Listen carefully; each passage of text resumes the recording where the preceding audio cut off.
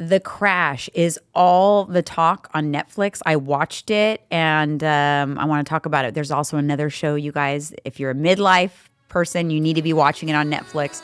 We're going to get into it. Grab your coffee and let's go.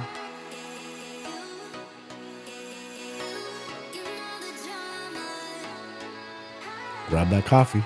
Grab that coffee. Where's your coffee? I don't know. It's waiting for me somewhere. I need to go get it. I haven't seen you drinking coffee at all. Just this morning. I just reminded you of it. Now you're like, damn, I want some coffee. Maybe a little bit. I just had a little snack pack to tide me over. Yeah, it's always good. That's one of our things is we're always prepared. I got protein bars, my Catalina Crunch. When in doubt, you got to have like something on deck. Man, you know what? I'm so excited in life right now because never in my entire life did I think that I'd rather eat at home than go out to eat. Like, I love eating at home. We've been making the most delicious food. We'll be getting even more creative. Oh, we have more ideas that are coming up. But a recent full day of eating, it's probably up already, is we just did double-decker tacos. Those were good. Those are legit. The double-deckers from like the Taco Bell-inspired double-deckers. Yeah.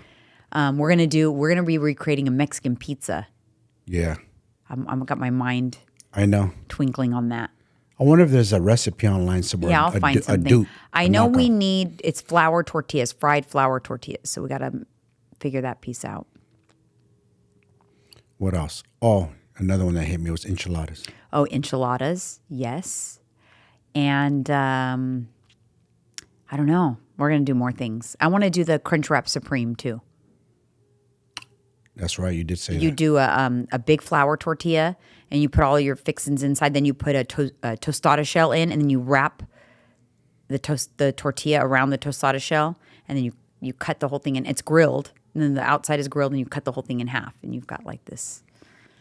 We've been killing it. The nachos were to die for. Oh, my nachos?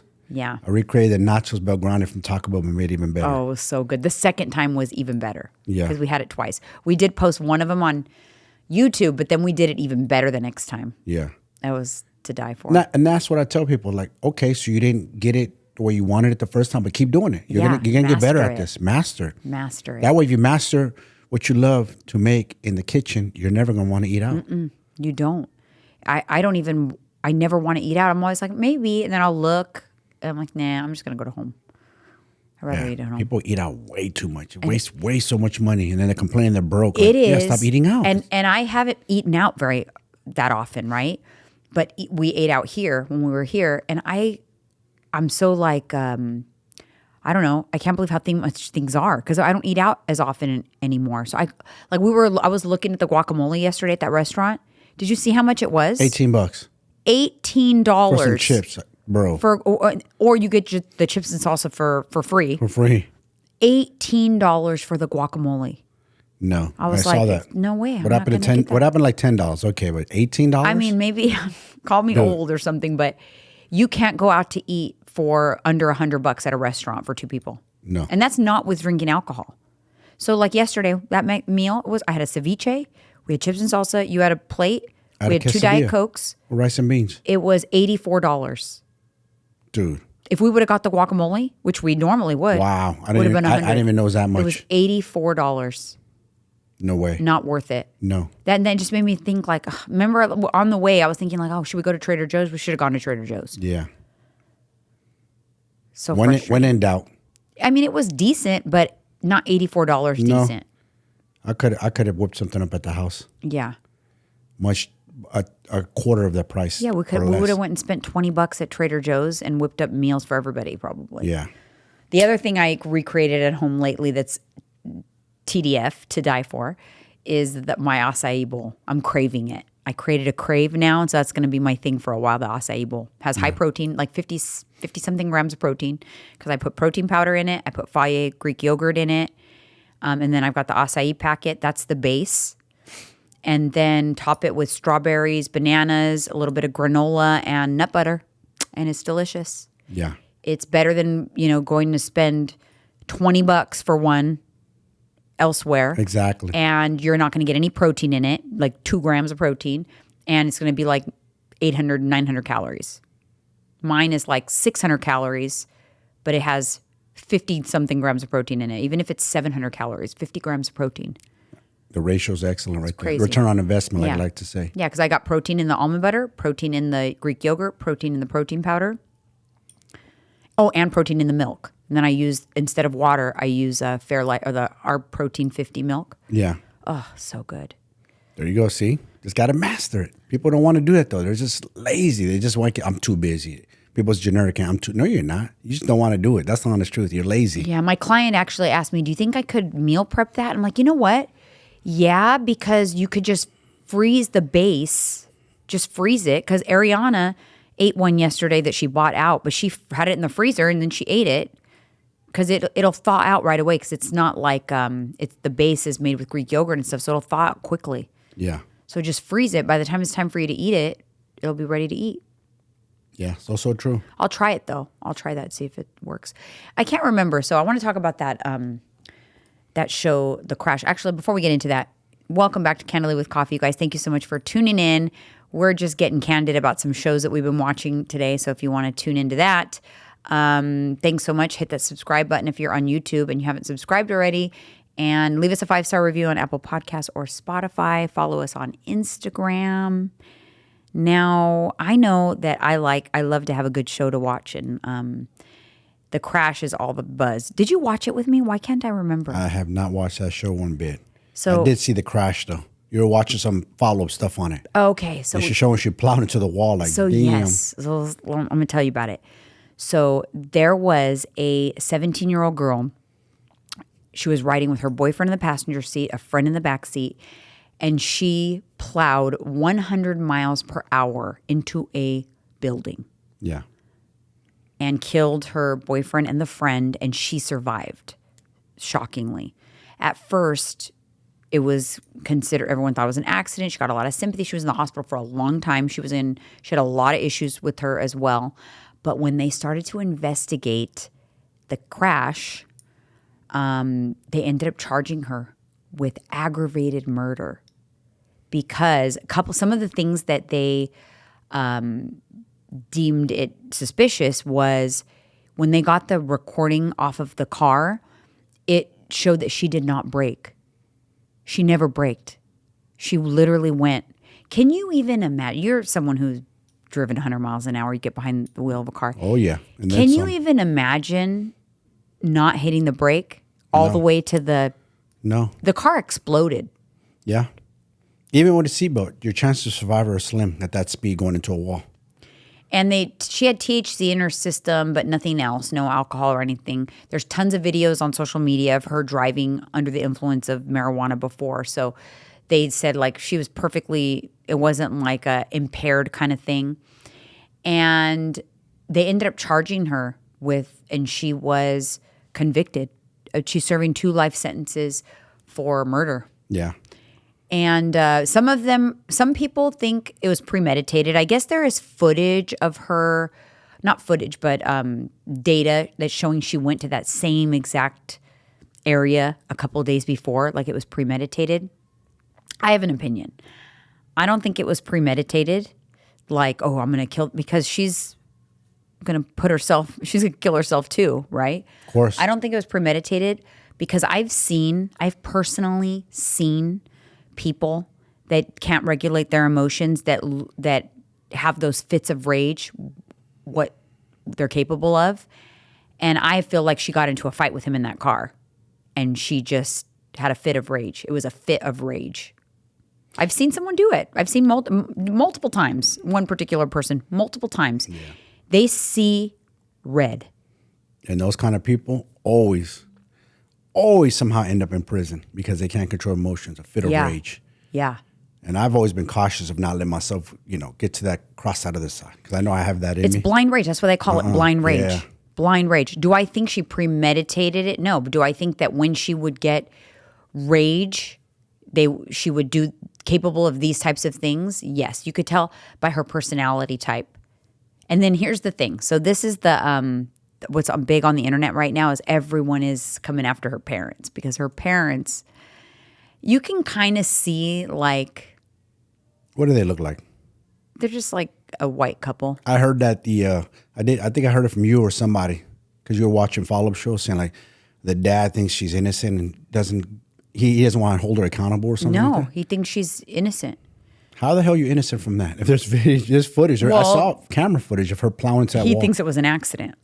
Oh, they said she has POTS, which if you have POTS, you pass out easily. If she passed out, her foot wouldn't be, it takes power. It takes like strength in the leg, to hold down a gas pedal to the metal for an extended period of time. You're flexing your muscle. You're flexing it. You're flexing when you give gas, you're extending your quad. Yeah, you're flexing. Down. If you pass out, that would show on the flight recorder. I mean, not the flight, the car recorder. Yeah, the black box. The miles per hour will go down.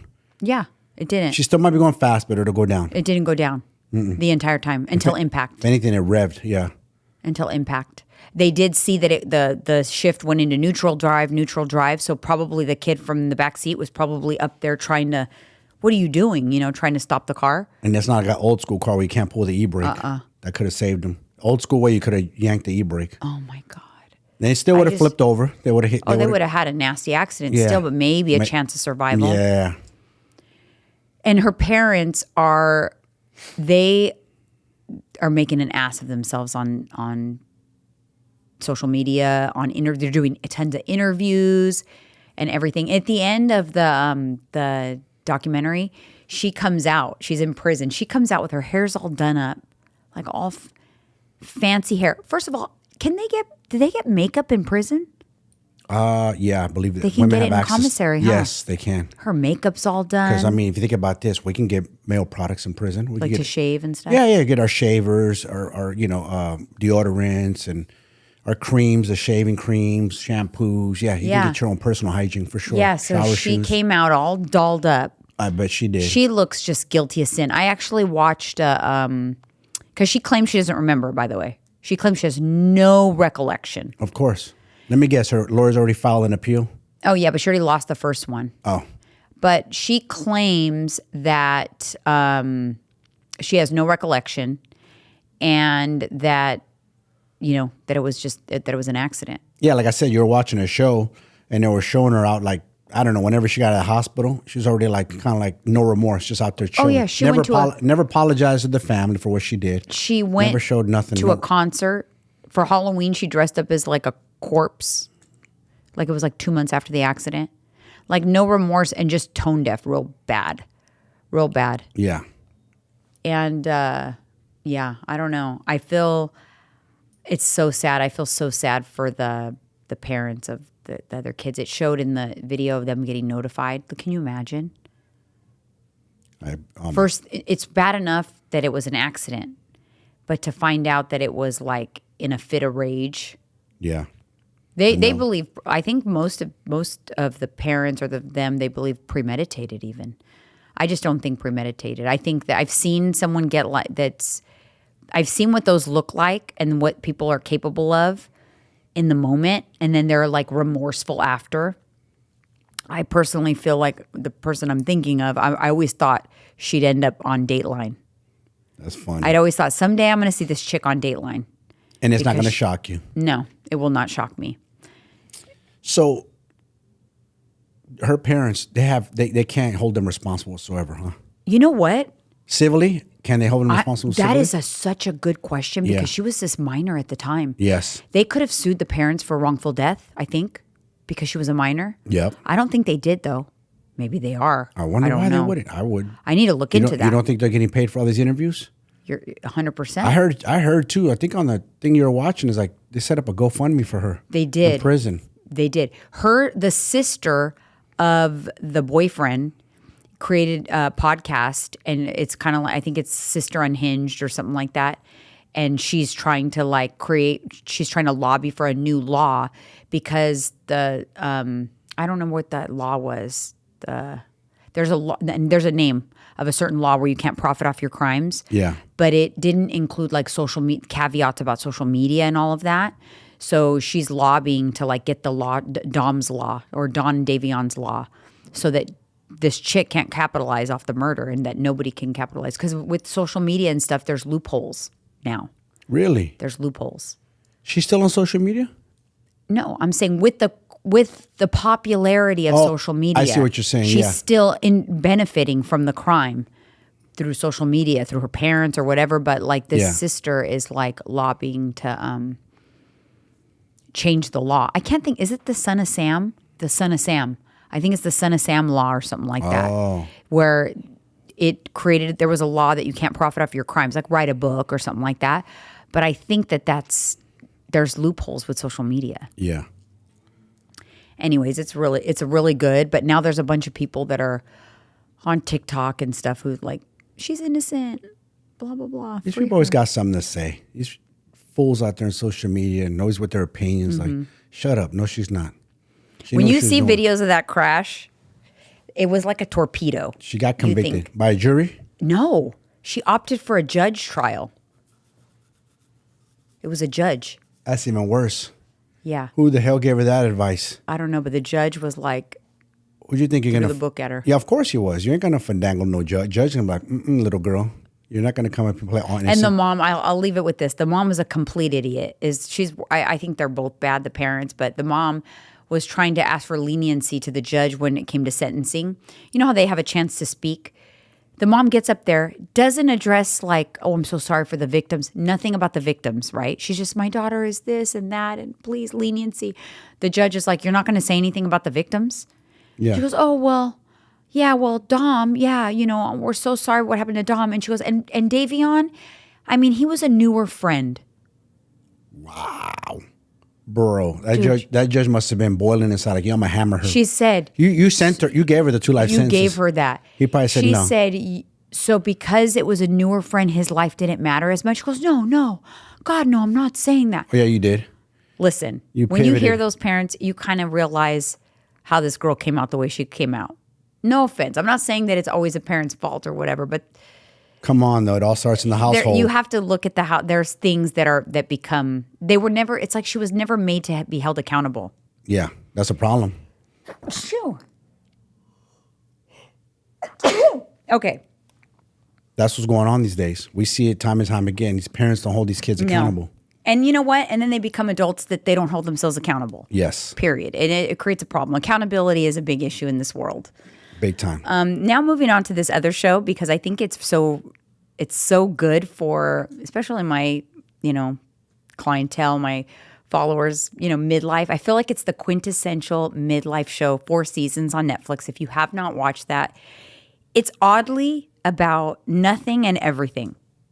Don't you think? It's kind of like, what is this show really about? It's just about a friends group in midlife. I would have never watched that show if it was for you. I know, but I see you watching it without me. Because I got into it because of you, but it's like, these is not my people or my tribe that I care to, but it makes a lot of sense because it is midlife. I'm in midlife too. Yeah. And it talks about marriages and, people dying in midlife. It's like a group of friends that they travel together 4 times a year, 1 time for each season. They're like longtime friends. And it's like 4 couples or whatever. And it's about like problems in midlife, like marriage, like growing apart. That's one couple. Then we have like the gay couple that's trying to decide whether or not they should have kids. You have the woman who her husband left her for a younger woman. How often does that happen in midlife? And now he's also in the group still with his younger wife, or I don't know if it wasn't his wife, his fiance. Yep. And it's so interesting to me, just like the different dynamics, and they're all in kind of the same stages of life, but going through different things, but they're all the typical things that people go through in midlife. That's so true. Right? So like he was like the one that left his wife. She thought they were perfectly fine. The daughter went off to college. They were new empty nesters. She thought they were just good as can be. And then one day he just pulled the rug out from under her and ended up with a woman 2 decades younger, 20 years younger. She's funny, in her 30s. You did a post about that. I know. I just did a post about that. But here's the ticker is this is real life. This does happen. Mm-hmm. You don't realize, especially when the kids move out and all of a sudden it's just you two and you're like, yeah, I don't love her the way I used to, or I don't love him the way I used to when we first got married. We've grown apart. Mm-hmm. We're roommates now. I don't want to spend the rest of my life with this person. Or they've started an emotional affair that led to a physical affair, and they're ready. They're checked out. They're done. Yeah. And you think it's A-okay at home. Oh, she did. copacetic. She was blindsided. Yeah. And that story was completely blindsided. And then you got that other couple that's Tina Fey and her husband. And they're kind of like going through a weird patch. Yeah. Like they're connected but disconnected. Yeah. He's like, he's trying to find himself too. It's weird. It's what happens is you do change as you get older. Things happen. I don't know. Yeah, I don't know. It's interesting. They're in a weird place too, where they're disconnected but trying to reconnect. So then he's trying to practice in marathon. I don't know. He's training for a marathon. So then he wanted her to train for a marathon. So she's pretending to train for a marathon to like placate him. But then he found out that she's pretending. Yeah. I will say it is important to. They're doing it's the right idea, but maybe the wrong thing, right? The training for a marathon, but they're trying to find something that they can both do together. Yeah. I think that's important. We just talked about that, like trying to like finding new things to like do together. That's so important for couples to try to do that. I agree. Because if not, you just fall off from each other. You know, what do husbands like to do in midlife? They love to crack a beer, sit on the couch and watch football all day Sunday. The wife ain't trying to do that. Mm-hmm. Let's be honest. You know what was funny? There was one scene in there where she commented on his legs. Like, wow, look at your leg. And he was like all happy that she paid him a compliment. Yeah. That's another thing too. It's like you get so, used to each other or whatever. And then you forget to like pay a compliment. So then he's going to get complimented from somebody else. And then he's going to be like, oh, my wife never compliments me. And that's how that kind of shit happens. That's right there. That's a kink. It boop. Ooh, open the lever a little bit. Uh-oh. And then next time, you get another compliment. It's like, uh-oh. Yeah. Starts floating your ego. Yeah. I'm on season 2 right now, only about halfway through. I didn't finish it. Did you finish it? No. It's definitely a good show. I think that if you're in midlife, there's a lot of topics in this show that you can relate to. And that's the kind of message that we speak to our clients. You the ladies, me the men. It's like, level up, man. So you two could connect to each other. You could see each other like, wow, that's my wife. Wow, that's my husband. He's looking some type of way. People, someone said something really interesting. Sorry to cut you off. Mm-hmm. Someone said something. Why do we, like divorce effect that's going viral on social media, the divorce effect, but it's AI slop. But someone made a comment to like, why does it take a divorce for you to be the best version of yourself? Why can't you be the best version while you're in that marriage? Why does it take losing a marriage, getting divorced, for you to go chase the best version? Why can't you do it while you're in that relationship? It was a good post, this person. I should have sent you the message. It was a wonderful post. And she hit the nail on the head. And I said, like, yeah, why? Why not be the best? True. Why you want to be the best version for strangers? These people you don't even know. Yeah, you might attract somebody you're attracted to or a beautiful woman, but she might not be the right fit for you. No. Don't get it twisted. Just because she has the 10 on the Richter scale doesn't mean she's a 10 inside internally with her, who she is. So you have to understand, it's like, why not? If you have already a connection with your wife, you guys got married for a reason, you made it this far, why not be the best version for yourselves? Why? Mm-hmm. What are you waiting for? I agree. All right, you guys, let us know down in the comments, which one are you going to watch? Which one did you watch? What do you think about it? Yes. Let us know. 2 totally different shows, but both on Netflix, The Crash and 4 Seasons. Comment. I want to know. We'll have some communication down in the comments. We'll see you in the next one.